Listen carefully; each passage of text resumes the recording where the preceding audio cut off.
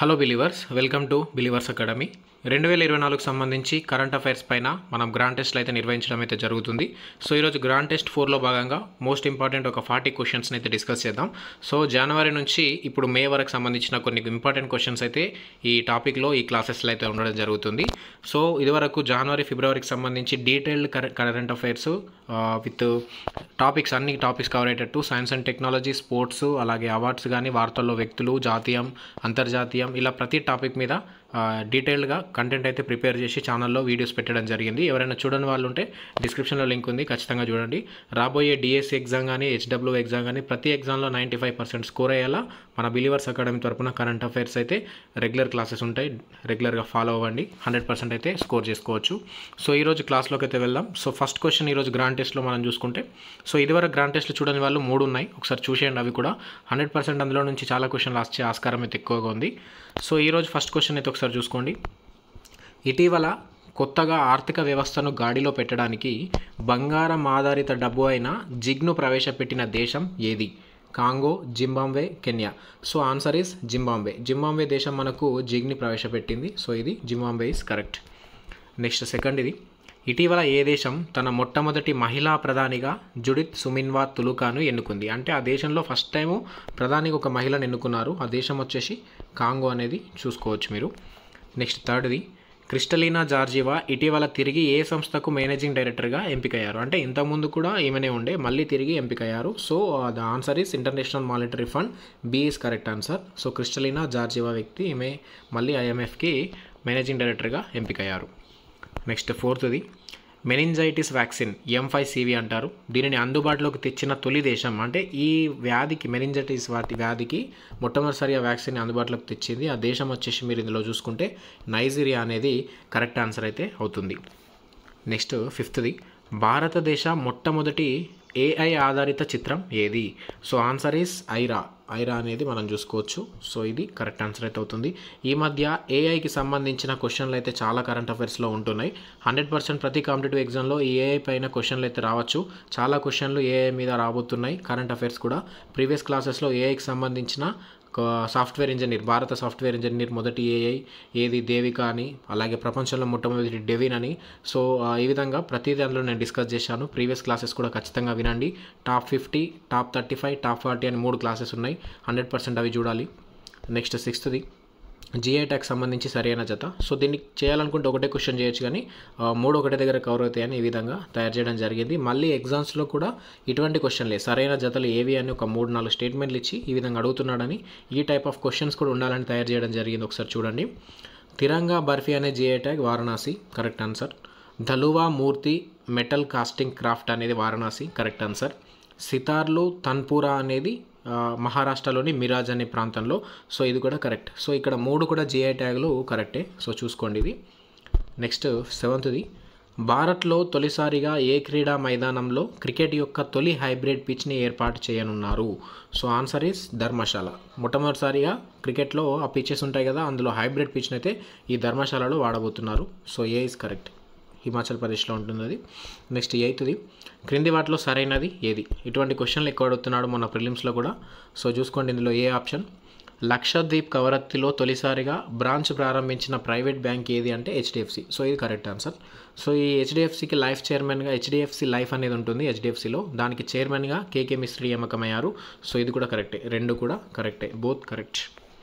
Next నైన్త్ది, Paris ఒలింపిక్స్లో jury మెంబర్గా మన దేశం తరపున ప్రాతినిధ్యం వహించనున్న భారత మొదటి మహిళగా నిలిచింది ఎవరు?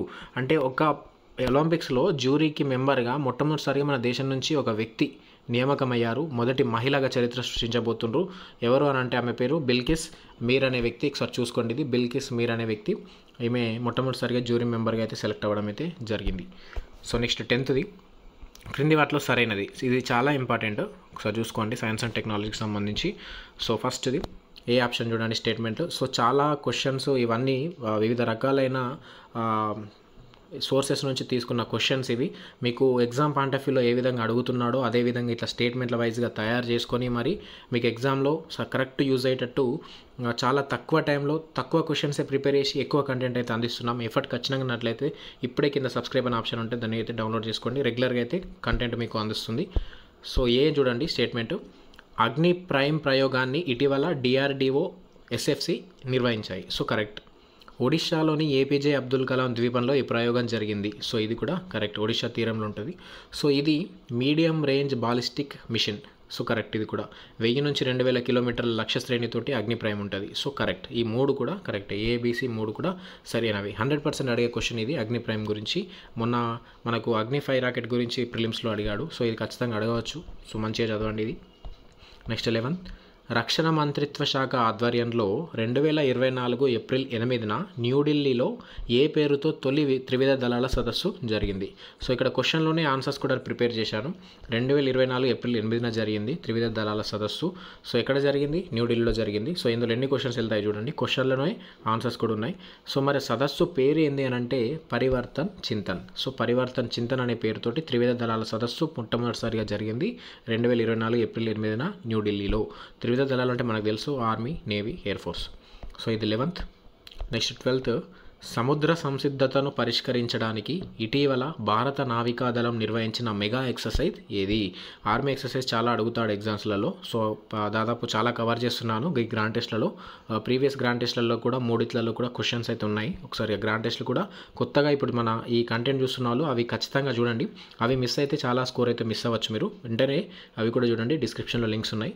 సో ఇది చూసుకుంటే మెగా ఎక్సర్సైజ్ నావికాదళం నిర్వహించింది. అంటే తన దగ్గర ఉన్న నౌకల సంసిద్ధతను సడన్గా ఏదైనా యుద్ధం వస్తే సిద్ధంగా ఉన్నామా లేదని తెలుసుకోవడానికి ఈ విధంగా నిర్వహిస్తారు ఎక్సర్సైజెస్ అనేవి. సో మన నావికాదళం నిర్వహించిన ఎక్సర్సైజ్ ఇందులో పూర్వీ లెహర్ అనేది కరెక్ట్ ఆన్సర్ అయితే అవుతుంది.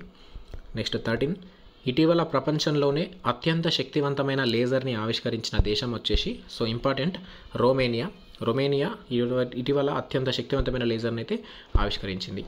సో ఇక్కడ కొన్ని నియామకాలకు సంబంధించి కొన్ని చూద్దాం ఇక్కడ. సో ఒకటే దగ్గర ఒక 4 అయితే రాయడం జరిగింది మీకు సులభంగా ఉండేలా.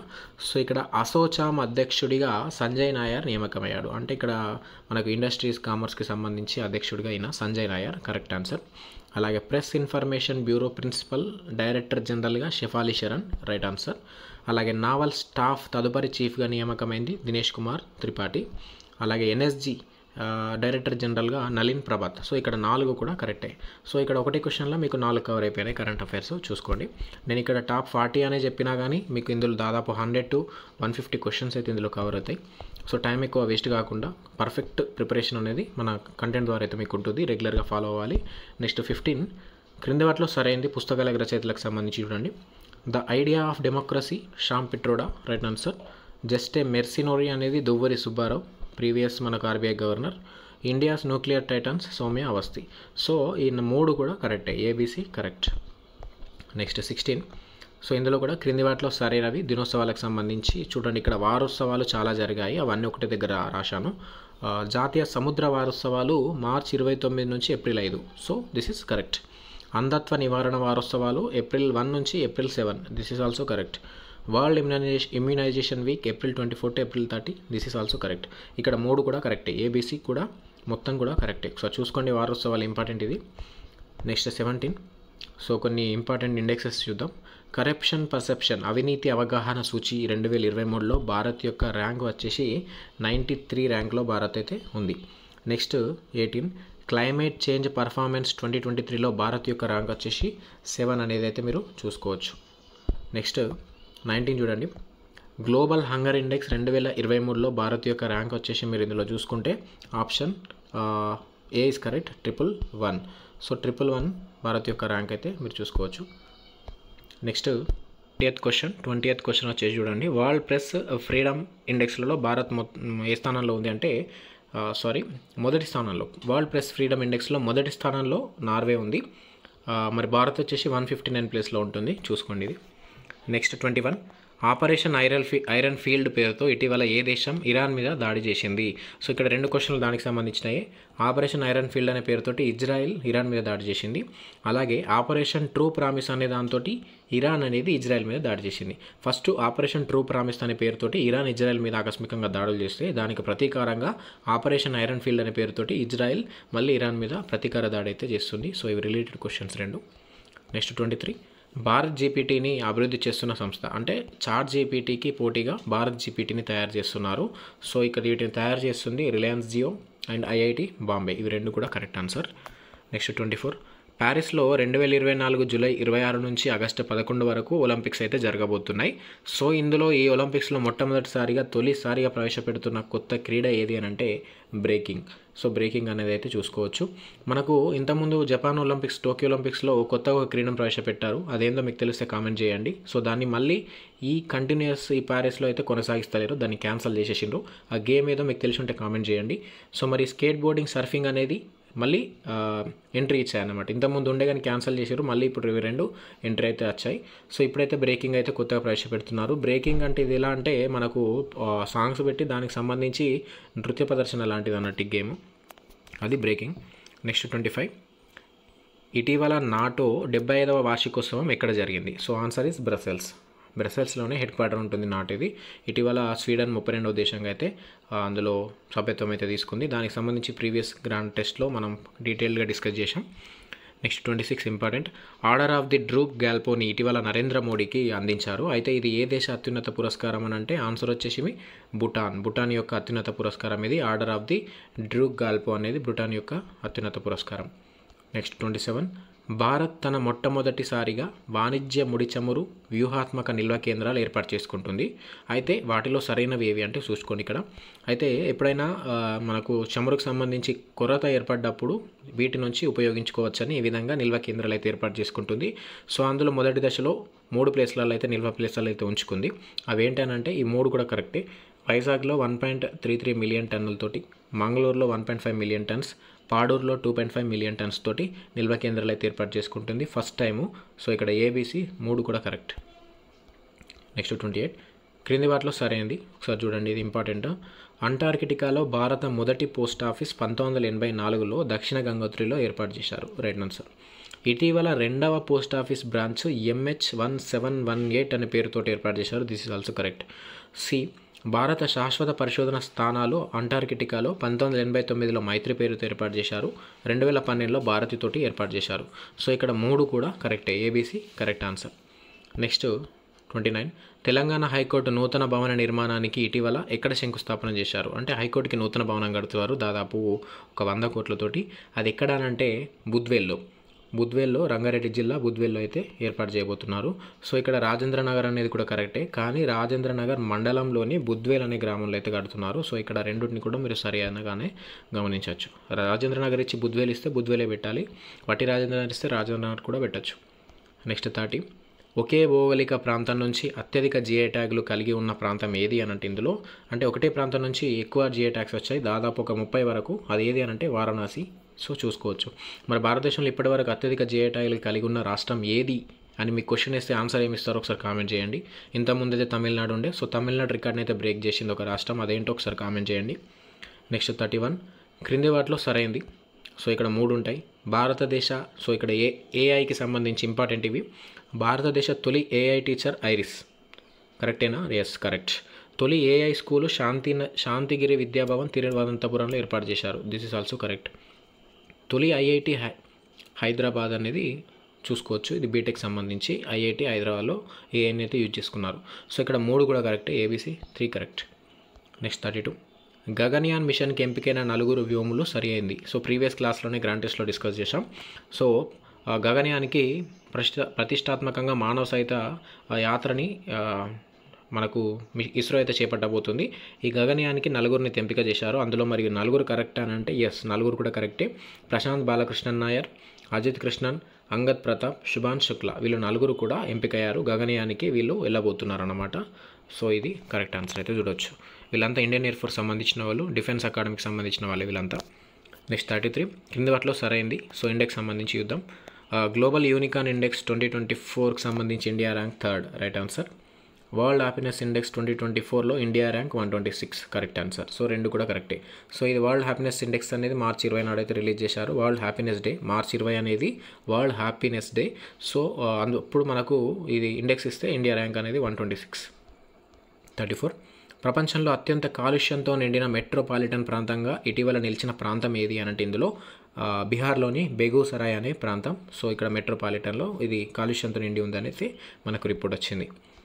నెక్స్ట్ 35 క్రింది వాటిలో సరైనవి ఒకసారి చూడండి. నియామకాలు NIA న్యూ డైరెక్టర్ జనరల్గా సదానంద్ వసంత్ దాతే రైట్ ఆన్సర్.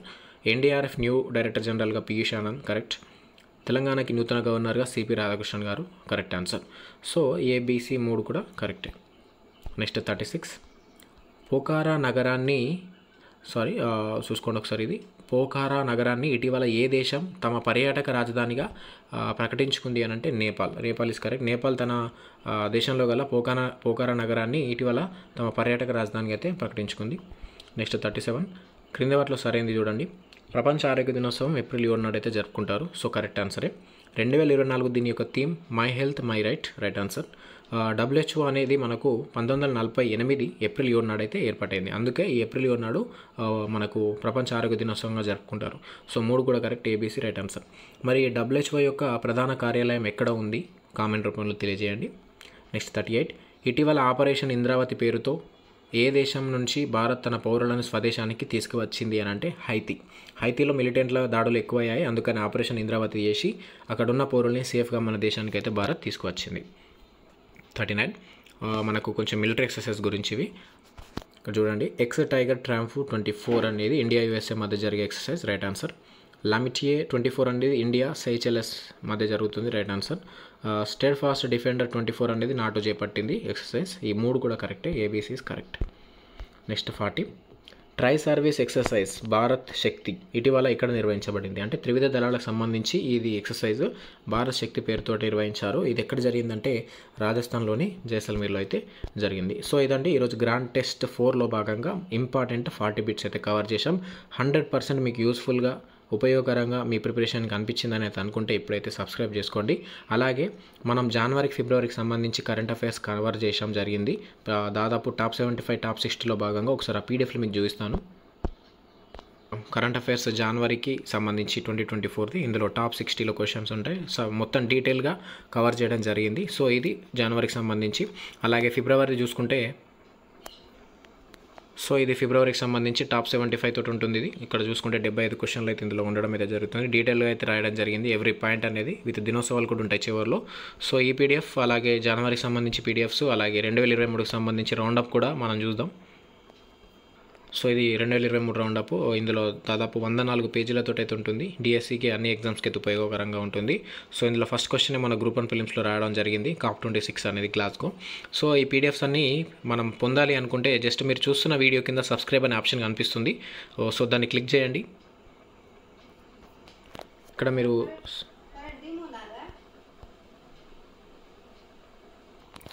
ఇక్కడ మీరు చూస్తున్న వీడియో కింద జస్ట్ సబ్స్క్రైబ్ అనే ఆప్షన్ ఉంటుంది. మీరు సబ్స్క్రైబ్ చేసుకున్న తర్వాత జాయిన్ అనే ఆప్షన్ ఎనేబుల్ అవుతుంది. సో ఈ జాయిన్ ఆప్షన్ అయితే మీరు క్లిక్ చేసిన తర్వాత ఈ విధంగా మన ఛానల్ మెంబర్స్ అయితే అవుతారు.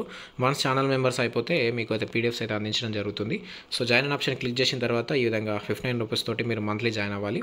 జాయిన్ అయిపోయిన తర్వాత మంత్లీ 15 రూపీస్ని మీరు ఆఫ్ చేసేసుకోవచ్చు. రికరింగ్ పేమెంట్ అనేది ఆఫ్ చేసేసుకోవచ్చు.